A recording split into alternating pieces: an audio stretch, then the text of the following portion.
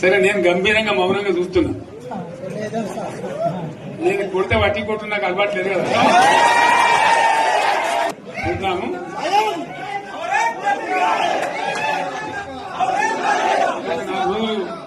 కానీ అన్నట్టుగా నేను చూస్తా ఉన్నా. కానీ మనోళ్ళందరూ కూడా ప్రతిపాదిస్తుంది ఏంటంటే, ఒక సంవత్సరం జరిగిపోయింది, సంగమేశ్వర ఆన్నే పన్నది, బసవేశ్వర ఆన్నే పన్నది, పాలమూరు ఉత్పత్తుల పథకం ఆన్నే పన్నది, కాళేశ్వరం అట్లా ఎండబెడుతున్నారు, ఇవన్నీ అన్యాయాలున్నాయి. కాబట్టి ఫిబ్రవరి నెలాఖరులో ఒక పెద్ద బహిరంగ సభ పెట్టాలి, ఇక్కడ కథ చూడాలి అని జరుగుతా ఉంది. కాబట్టి మీరు కూడా పెద్ద ఎత్తున దయచేసి ఆ సభకు కదిలి రావాలి, కదా దూరమే ఉండదు. ఆ రకంగా